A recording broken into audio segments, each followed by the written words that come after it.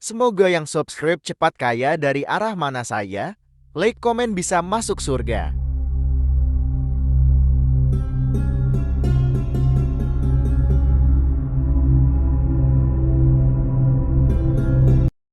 Assalamualaikum warahmatullahi wabarakatuh. Para pemirsa YouTube sekalian dimanapun kalian berada.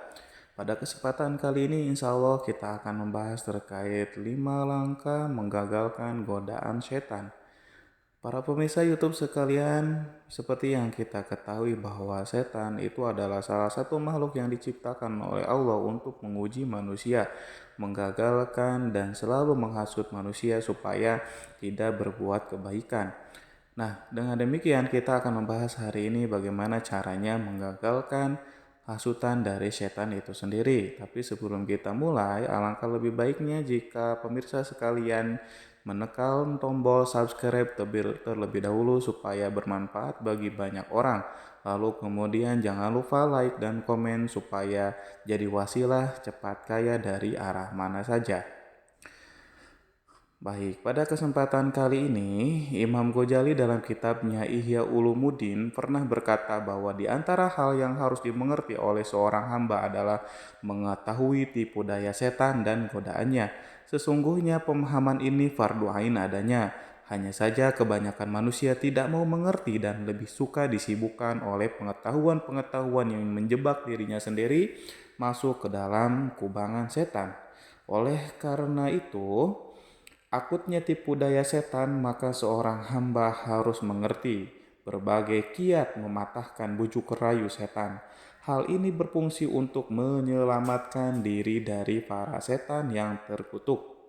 Terkutuk karena godaan dan rayuannya itu dihembuskan oleh setan bersama dengan hembusan napas manusia. Sehingga Al-Hasan suatu ketika pernah ditanya oleh Abu Said, apakah setan itu tidur? Al-Hasan pun menjawab, jika setan itu tidur pasti kita bisa beristirahat. Sayangnya setan tidak mengenal sekat ruang dan waktu. Begitu juga godaan-godaan mereka yang mengalir bersama arus dalam darah seorang hamba. Namun manusia sebagai makhluk yang sempurna yang dibekali Allah dengan kemampuan bernalar harus memiliki kemampuan untuk mengalahkan setan. Dan oleh karenanya Al-Ghazali dengan jelas menerangkan 5 kiat mematahkan godaan setan. Yang paling pertama yakni adalah membuat kurus setan dengan memperbanyak zikir kepada Allah Subhanahu wa taala. Rasulullah pernah bersabda, sesungguhnya orang mukmin itu membuat kurus setannya sebagaimana seorang di antara kamu membuat kurus ontaknya dalam perjalanan. Jika sebuah binatang liar telah dikuruskan, pastinya ia akan mudah diatur dan menjadi penurut karena ketergantungan kepada majikannya. Begitu juga setan. Jika seorang hamba telah bisa menguasai setan dengan tidak serta-merta memenuhi keinginannya, pastilah setan akan kurus badannya. Yang kedua, janganlah seorang hamba mendekatkan dirinya kepada tempat-tempat kemaksiatan dan orang-orang mungkar. Sungguh hal itu memperkuat daya pikat setan membujuk manusia. Rasulullah secara legoris menyatakan, barang siapa berputar-putar di sekitar tempat larangan, maka besar kemungkinan ia akan terjerembab ke dalamnya.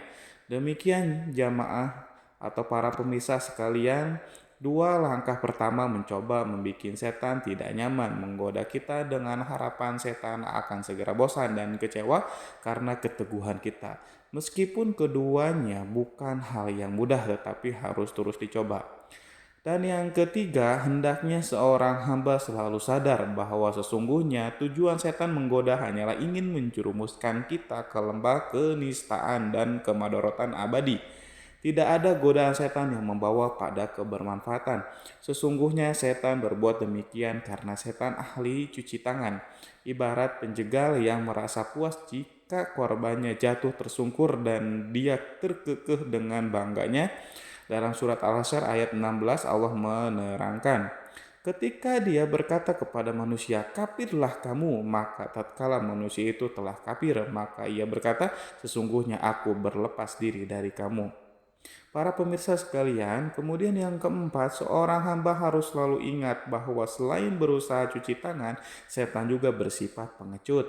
Ia menginginkan banyak teman dalam kesesatannya. Semakin banyak teman yang menemani dirinya dalam kesesatan, ia akan semakin puas. Karena sesungguhnya neraka sair itu sungguh luas. Dan karenanya setan menginginkan kawan untuk mengisinya.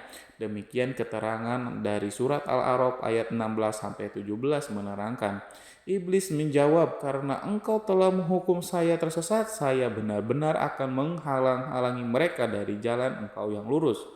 Kemudian yang akan mendatangi mereka dari muka dan dari belakang mereka, dari kanan dan dari kiri mereka, dan engkau tidak akan mendapati kebanyakan mereka bersyukur atau taat kepadamu. Dan kemudian yang terakhir kelima, guna mendukung keempat kiat tersebut, seorang hamba harus nantiasa dalam kondisi lapar, karena kondisi lapar akan mempermudah seseorang hamba dalam mengingat Allah. Seperti halnya yang sudah disabdakan, inna syaitana yazri min ibni adam majrod dami padiku majriyahu bil ju'i.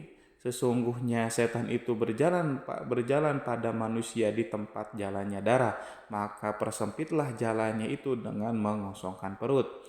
Demikian pemirsa, untuk sharing kali ini. Terima kasih banyak, semoga bermanfaat dan semoga kita dijauhkan dari godaan setan yang terkutuk. Wabillahi taufiq walhidayah. Assalamualaikum warahmatullahi wabarakatuh.